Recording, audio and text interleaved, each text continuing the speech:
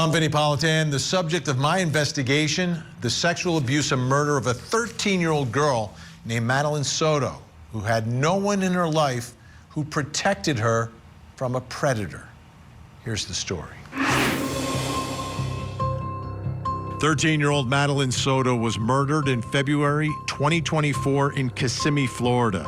She was reported missing after failing to show up at school, which sparked a frantic search. 5 days later, her body was found in a remote area of Osceola County. The medical examiner determined she had been strangled. Authorities arrested Stephan Sterns, the boyfriend of Madeline's mother, Jenn Soto. He was charged with first-degree murder, capital sexual battery, and possession of child sexual abuse material. Investigators revealed that Sterns had been allegedly abusing Madeline for years. Sterns is currently awaiting 2 trials, the first for the alleged sexual abuse of Madeline, and a second trial for her murder, where he is facing the death penalty. Madeline's mom, who allowed her daughter to sleep alone with Sterns in his bedroom, has not been charged with anything and is expected to be a crucial witness for prosecutors in both trials. Each time that we investigate this case and this story, and you think about Madeline Soto and what she went through in her short life. It was just after her 13th birthday that she was murdered. But for years prior to that, prosecutors say they have documented evidence of her systematic sexual abuse at the hands of a predator. Years of this. Then I think about that final moment when her life is being taken from her. How is she reacting? What is she doing? What's going through her mind? What's going through her body? How is she feeling? Does she understand what is happening? I want to show you something because I think this is a significant piece of evidence, and it could tell a big story. Some images, some evidence photos of the accused, Stephan Sterns. His hands.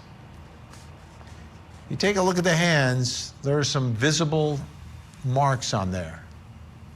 Appear to be scratches.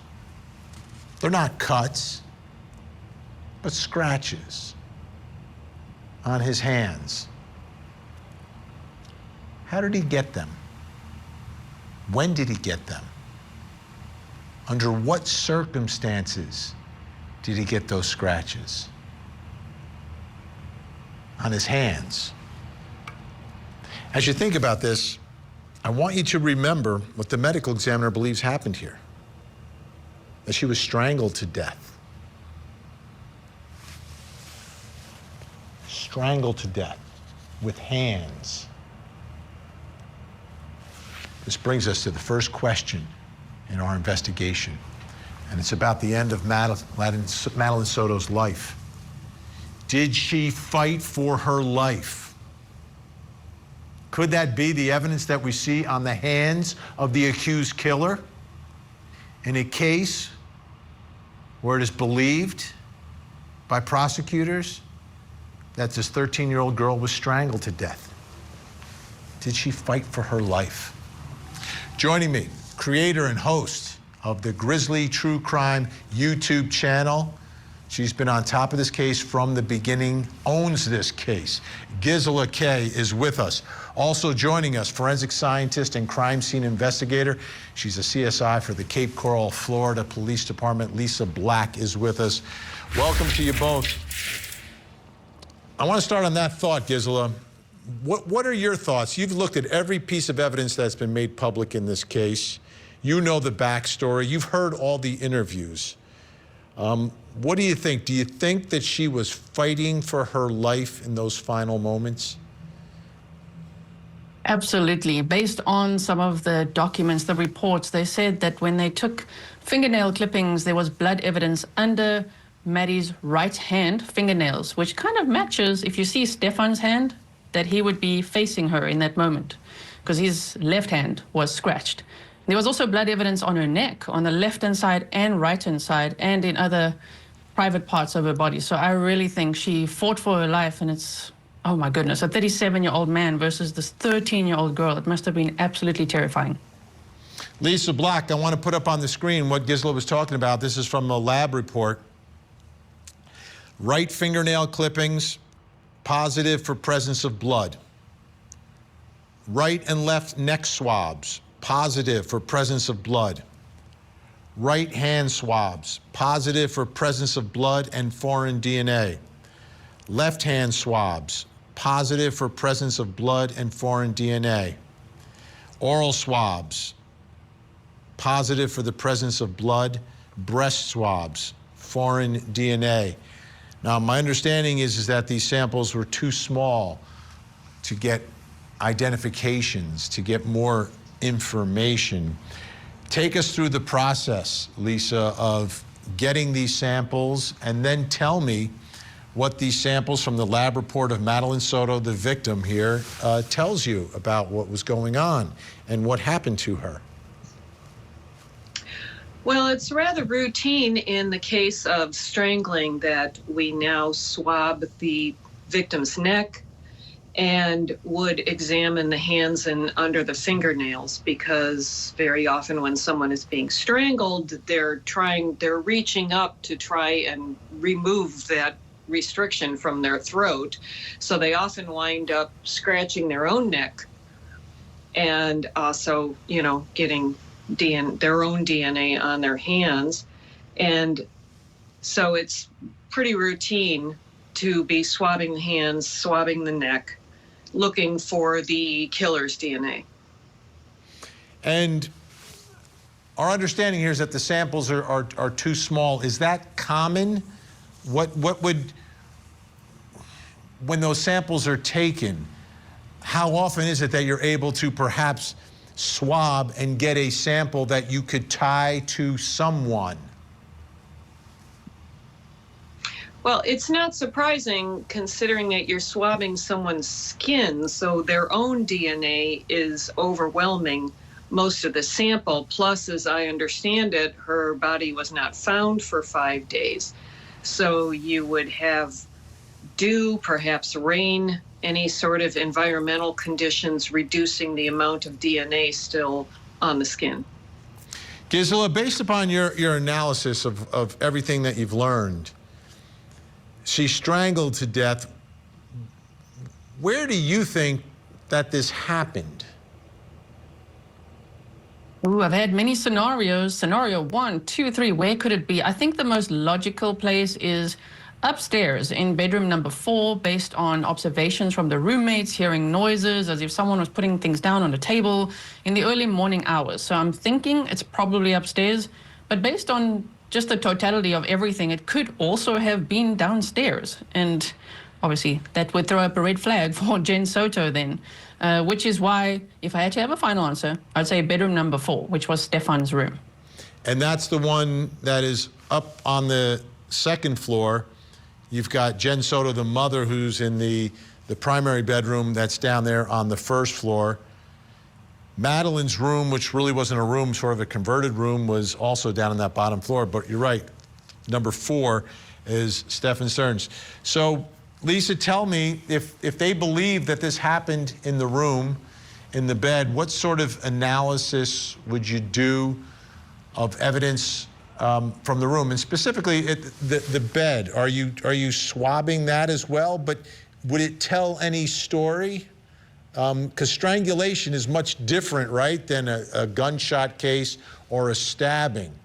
So is there anything of potential value that you could find anywhere other than on the defendant or the victim? Well, you would be examining the sheets, blankets for bodily fluids, especially since there's also a sex crime aspect to the case. So you'd be using alternate light source. You'd also be examining for blood, since we have the presence of blood, which is not normally found on bed sheets. But it is complicated by the fact that the suspect lives in the same house. So there could potentially be both persons' DNA at any point in the house. And that's a bit easy to explain away at that point. All right, Lisa, let's move back now to how I started all this with the image of the hands of the defendant, Stephan Sterns. They're not deep scratches. They don't appear. They seem sort of light, but what are your thoughts about what these marks tell you or don't tell you? Well, they could be very easy to explain away, unfortunately, because they are small. I mean, to us, they're suspicious, but he could easily say I was working in the yard and a bush scratched me. He could come up with a million different reasons, and they could be quite true.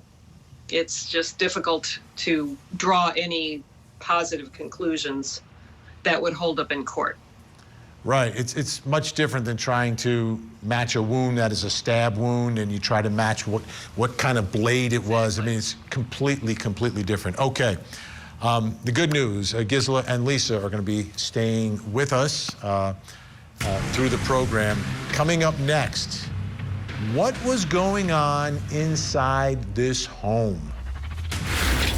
My house was always a mess and never the way that I wanted it to look. Or the clutter just gave me anxiety.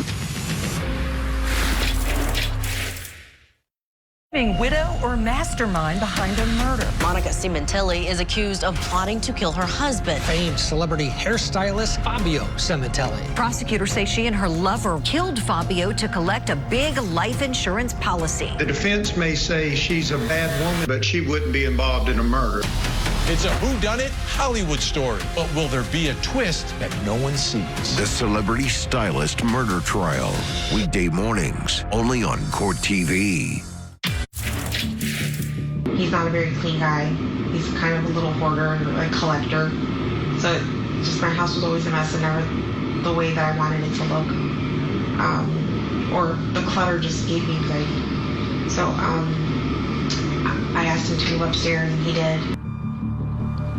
So that's Jenn Soto complaining about the clutter in the house that was a result of Stephan Sterns, who I think was her boyfriend, but I'm not sure exactly what the status. I think if they had to check something, it would be it's complicated. But I think from Stephan Sterns' perspective, if what prosecutors say is true, we understand his perspective on the relationship.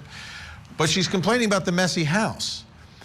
Some evidence photos that have been newly released. This is like a birthday shirt that Madeline Soto must have been wearing for her birthday. Then we start to go inside of the home and you get I think a clearer picture of some of this clutter that was being described by Jenn Soto.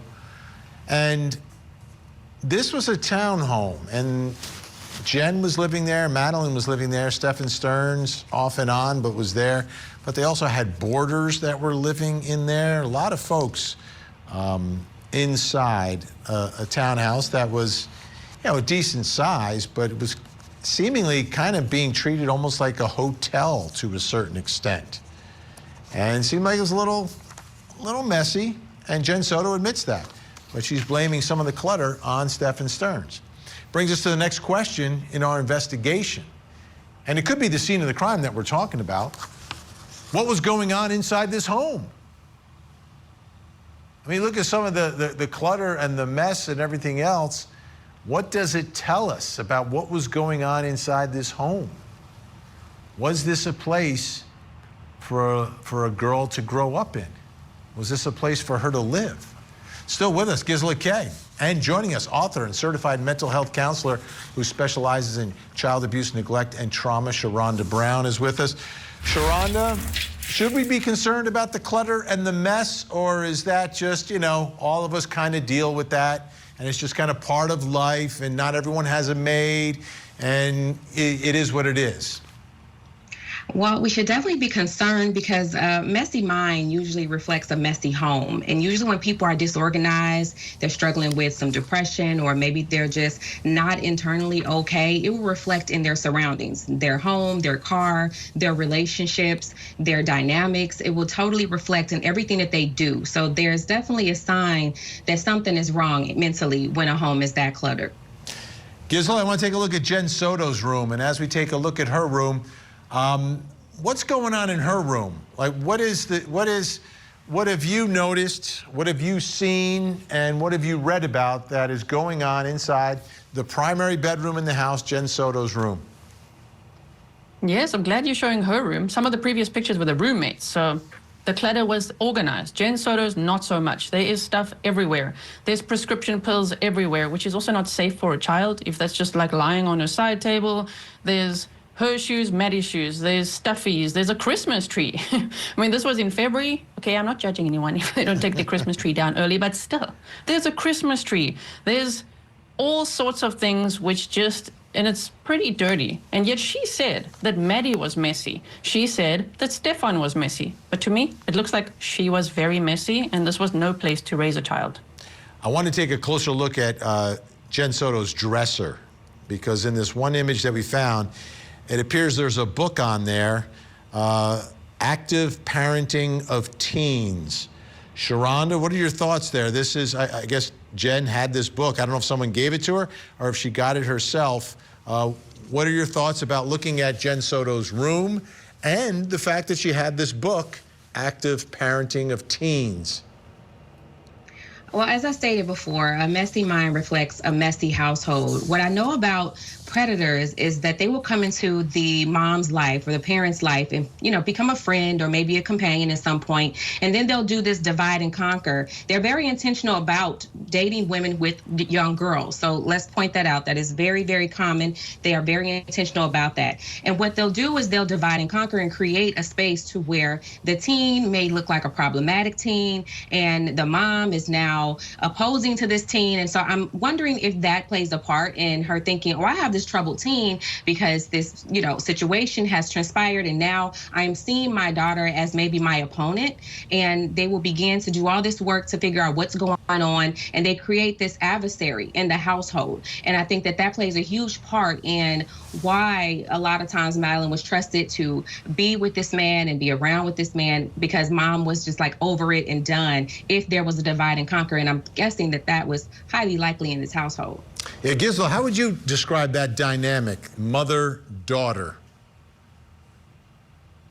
I don't even know how to describe it. I've never really, I suppose in true crime we see it, but I mean, it just doesn't seem like there's any protective instincts, maternal instincts. I mean, Jenn was completely clocked out from what we can see. She just wanted to sleep, and she just basically had this man-child in the house as a permanent babysitter. So I don't know how engaged she was in Madeline's life, which is absolutely devastating. It is so sad, and it always comes back to the life that she was living. Sharonda, and this, the sexual abuse, according to investigators, is going on for years, so it seems like this is the only life that Madeline knew. Do you think at age 13 she understood how wrong all of this was, that she was not living a normal life?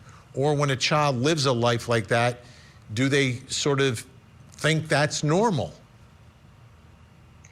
I definitely believe that 13 was probably the age that it clicked for her that this was not okay. And this is very common too when the predators begin to see that their prey has gotten a little older and they start having thoughts, opinions, ideas, they have friends, people are looking at them to date them. That situation becomes a threat. And a lot of times the child begins to say, hey, I don't like this, I don't want this, I'm actually seeing someone, or I have a boyfriend, or I have other friends, and it usually will set the predator off. But 13 is usually around the time that things begin to change in a more dangerous state for children once they've been preyed upon.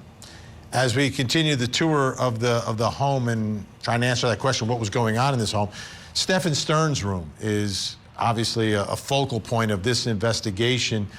Gisela, what can you tell us about what was going on in Stephan Sterns' room? Wow, what a sinister room. All these locks on the door as a start.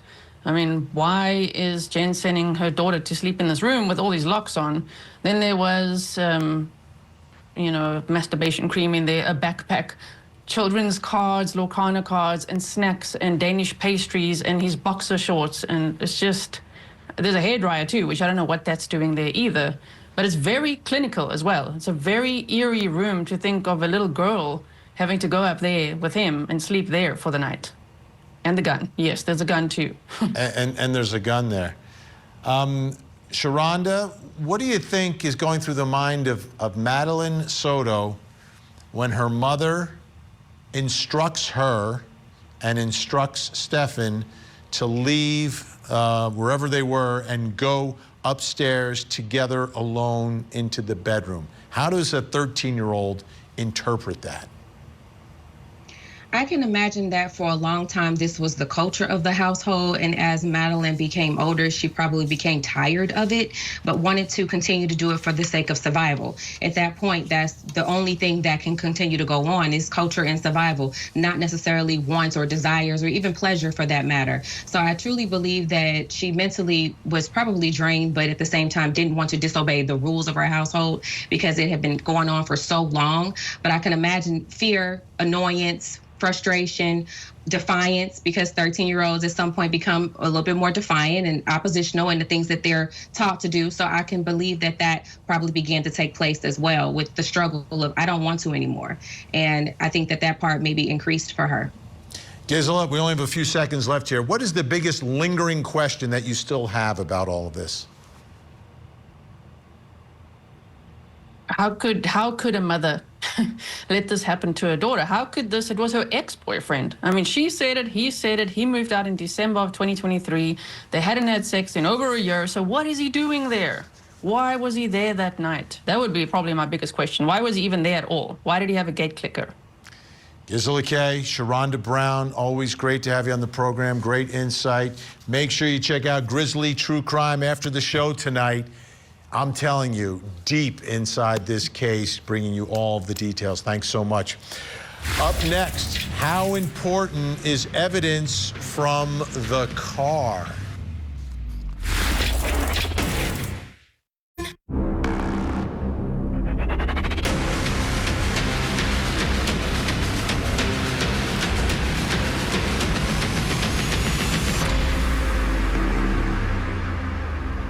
I'm Vinnie Politan. We continue our investigation of the sexual abuse and murder of 13-year-old Madeline Soto, who had just celebrated her 13th birthday with friends and family when she was strangled to death. Here's the story. Stephan Sterns was arrested in March of 2024 in connection with the murder of 13-year-old Madeline Soto in Kissimmee, Florida. After Madeline was reported missing, authorities launched an extensive search, ultimately discovering her body in a remote area of Osceola County. The medical examiner determined she had been strangled. Investigators quickly focused on Sterns, the boyfriend of Madeline's mother, Jenn Soto. Evidence revealed that Sterns had been allegedly sexually abusing Madeline for years. He was charged with first-degree murder, capital sexual battery, and possession of child sexual abuse material. Sterns is currently in custody awaiting trial and could face the death penalty if convicted of Madeline's murder. Meanwhile, Madeline's mother has not been charged and is expected to testify against Sterns. This case began as a 13-year-old girl who's reported missing by her mom and her mom's boyfriend, who went around calling himself the stepfather of this child, and he wasn't. But that's how it began. And he had a story about where he was and what happened, that he had taken her to school in his car. And it's something he told investigators. It's something that he told WFTV down in Orlando. So let's take a listen to the sheriff, because investigators very quickly were picking up evidence in this case, including videos. So they had a good idea pretty quickly about what was happening. Take a listen. We have video evidence that shows Stephan Sterns discarding items in a dumpster in that apartment complex in Kissimmee at 7:35 on Monday, February 26. Detectives later recovered Madeline's backpack and her school-issued laptop from that dumpster. At 8:19, we have evidence that shows Stephan Sterns returning to the complex, and Madeline was visible in that vehicle. We believe she was already dead at that time. So when you think about the investigation of this case and you talk about the word crime scene, well, you have one place where it's believed she was murdered, which is likely the house. You have where she was recovered 20 miles away from the house, discarded on the side of the road in some brush. And then you've got the place where she was transported from the house to where her body ended up. And investigators believe that's his car.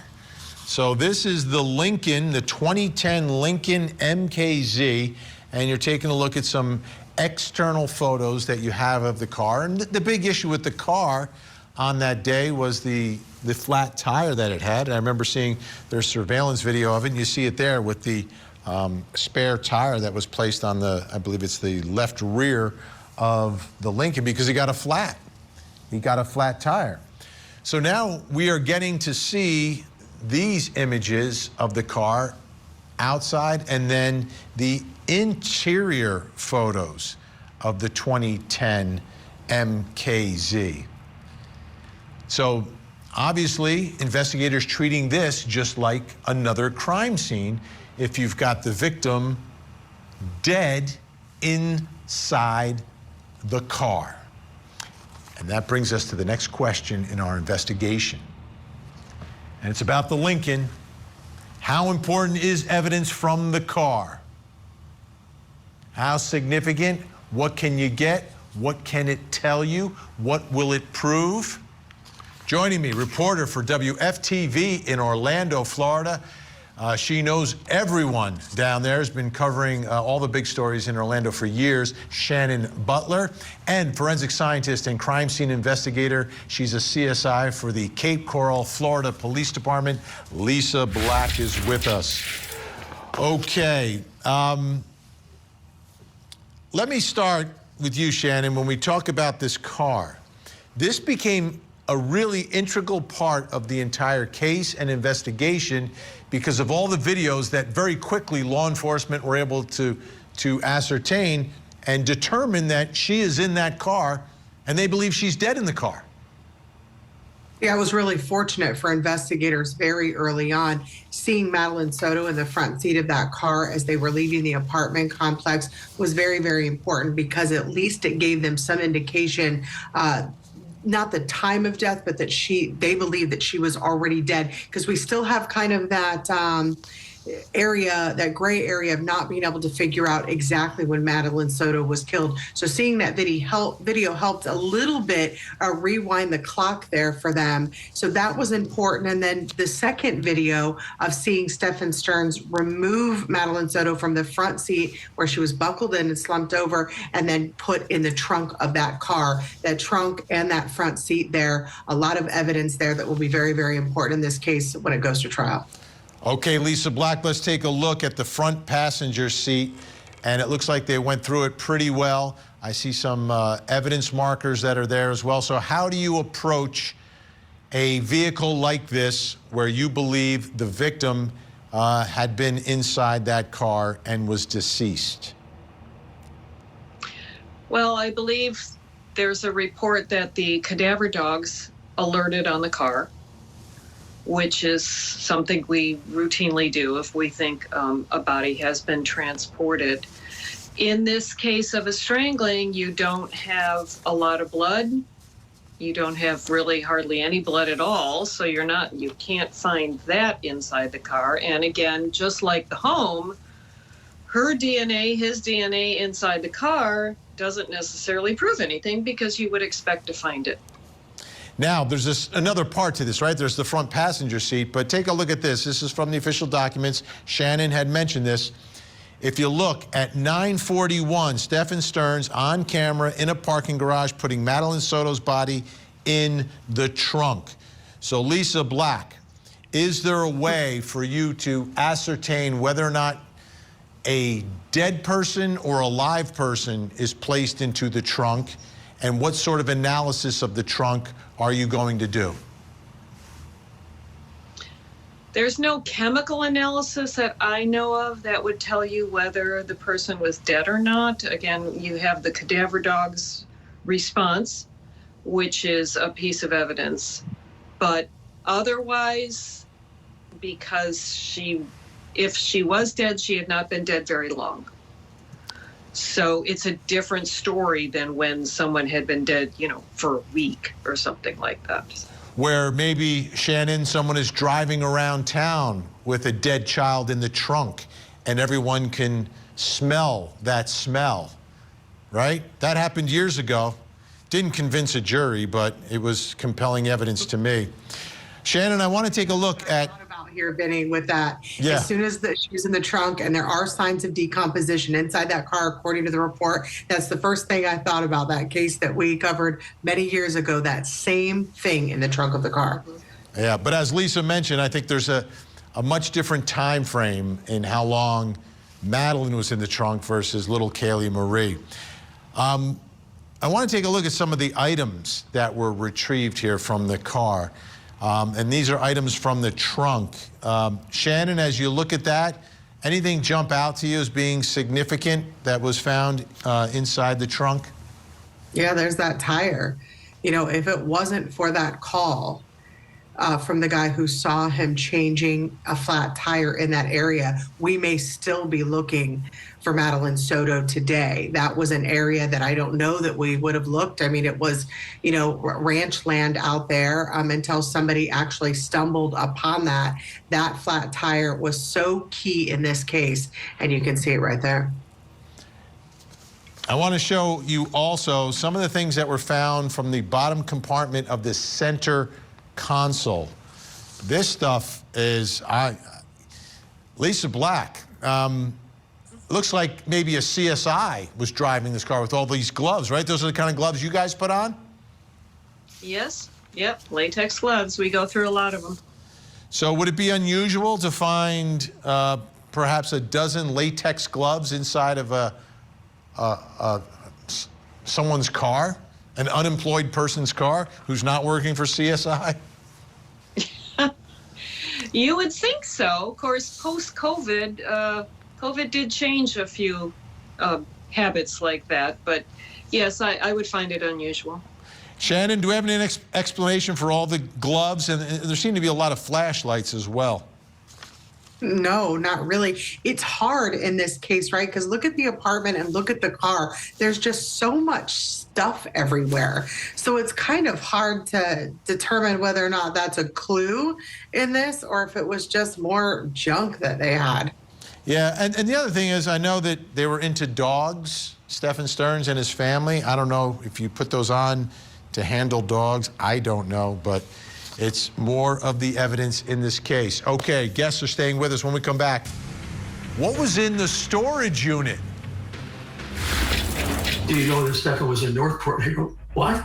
Yes, serious. I just drove the middle of the night, tucked him into a hotel room. I went to bed, and within an hour, he's out of there. Race was in the undercurrent of this case from the beginning. They saw this as a chance to really put the system on trial. This stuff about playing a race card is preposterous. The race factor was huge. This is right after Rodney King. The racial division was so great that people saw the facts differently. Trial and Error. Why did O.J. win? A Court TV original series. New episodes Sunday night, 8 Eastern and Pacific. Only on Court TV. There's some explanation why you left and went where you went? I was driving around. Okay, understood you were driving around, but they know where you were driving around. Yeah. And we know. Okay. I had wanted to grab a few things and get my ducks in a row, kind of prepare myself for whatever was coming, but I couldn't find what I was looking for. Strange moment. Goes to the phone call between Stephan Sterns and his father, Chris, talking about this trip that he made, and this is just prior to him being arrested, going to the storage unit to get his ducks in a row. Well, what do we know about the storage unit? Well, we found out a lot more about the storage unit from an affidavit of one of the investigators, in which he writes, on April 11th, 2024, I was notified by Chris that he had located a hard drive which would be used in a tower computer, a black USB drive and a silver USB drive. The hard drive was located in a storage unit which Chris has control over, however, is missing a key to the lock on the unit. Let it be known, Stephan was in the area of 1001 Executive Drive, Northport, Florida, in the early morning hours of 2/28/2024. This is the location of Chris's storage unit. So did he make a trip to the storage unit? Well, we ended up getting some more evidence photos, and they include pictures of a storage unit and the inside of this storage unit. And that brings us to the next question in our investigation, and it's about the storage unit. What was inside the storage unit? Big question. Still with me, reporter Shannon Butler, crime scene investigator Lisa Black. Here's what's a little confusing to us, Shannon. Maybe you can clarify it. Northport, my understanding, is not anywhere near the crime scene here. And that's where the father's storage unit was, that was missing the key, and he was in the area of. We have these images of this storage unit. Do we know if this is the storage unit or if there's a second storage unit? Because I saw some other photos that seem to indicate a storage unit with a different name, not Life Storage, but it was like Rockers Lockers. And I don't know if they're one and the same or if we're talking about two different storage units. Do we have any clarification on that tonight? We don't. It's hard to know. The storage unit that they were focused on seemed to be one storage unit. So when we actually got those two separate pictures, we were trying to determine why there was more than one what appeared to be location. Yeah, this is interesting. So Lisa, if you've got a storage unit that you need to go through, how carefully do you go through it? How do you take a look at it? Well, it all depends on what you're looking for. And that doesn't look like actually a bad one. Most storage units are completely full to the brim, and you know, your heart just kind of sinks when you think of the thought of having to go through all that. But my first question would be, what about the surveillance cameras? Did they pick up what he was taking out? That's a great point. That's a great point. Now, there were other images, Shannon, that we noticed, including a photo of a tread of a tire that seems to be near Rockers Lockers, right? And we know that there's this flat tire. And I'm wondering if there's some nexus or connection between the tire that was found and where it was found and the locker and Stephan Sterns. Because, I mean, they went inside a locker. And if it's at Rockers Lockers, that's like close to the crime scene where Madeline was found, versus the father's storage unit, which is 3.5 hours away south of Sarasota. Yeah, the pictures that were taken around there, it's hard to determine whether or not at the time they knew that there was evidence there like that tire. They were taking pictures surrounding that just to gather as they went back, because that storage unit in that moment, in that time, there was still some confusion about that when investigators got there, they didn't see what they needed to see. It wasn't until after the dad went there that he turned over the evidence in the locker that turned out to be important. Lisa, if you get a hard drive as a piece of evidence, do they evaluate that for fingerprints and other things like that? Or are they solely focused on what is inside that hard drive?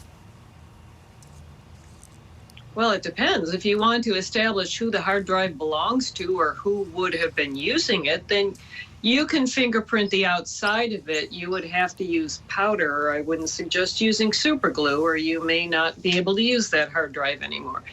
So usually in that kind of case, they're looking for the digital evidence that's inside it. And Shannon, that's a big deal, right? Because this hard drive, we believe, has some incriminating evidence in it. It wasn't the hard drive that had the evidence on it. There was a USB with that hard drive that was turned over. The hard drive didn't have any evidence they could use in that, but it was suspicious because it was missing, and the dad had talked about, like, his computer's here, but there's no hard drive. So that's why they wanted, like, why is this hard drive separated from the computer? But next to that, then they found that USB that had 35,000 images of child pornography on it. It wasn't Madeline Soto, but certainly showed investigators some things that they were curious about. And was the USB also part of what was turned over by his father? Yes, when they talked to his father about, where he was or what he was doing, the father said, well, it was locked. And when he went in there, he said there was something strange. There was also Stephan Sterns' watch was also in that storage locker, a watch that he had told his own father was actually in his room back at the house. But it turned out it was actually in that storage locker. It's unclear if he tried to put it in there or if he left it in there. But it does show that he was likely in that storage locker in that time he made that trip all the way down south of Orlando. So Lisa Black, in this case, it would seem the thumb drive. So that must be even more difficult to try to connect to someone like the suspect here, especially if someone else handled the thumb drive and attempted to place it in and see if there was anything on it. Likely in that case, it'd be unlikely to get fingerprints off it, so we would probably just swab the outside of it for contact DNA, would be your best bet. All right, Shannon Butler, I have a big question for you. Lingering questions that you have. Florida is great, right? You get to see a lot of the evidence ahead of time because it's very public, everything that happens down there. But what's the biggest lingering question you have in this investigation? The time, what happened that night.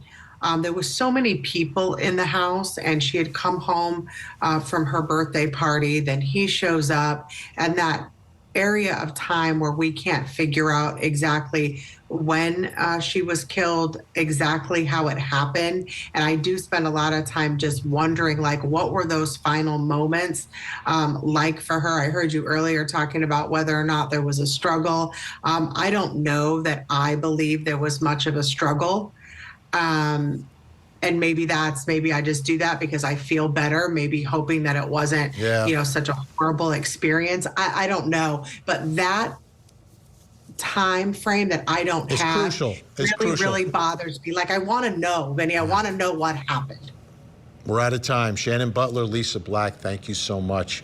When you're seeking the death penalty, a prosecutor needs to fully try the case, present all the evidence you have to erase all doubt from the jury, because sometimes jurors who may believe the evidence beyond a reasonable doubt may still have some residual doubt that prevents them from voting for death. That's why this case may take a little longer than you would expect when it finally goes to trial. I'm Vinnie Politan. We'll keep digging for the answers as the investigation continues.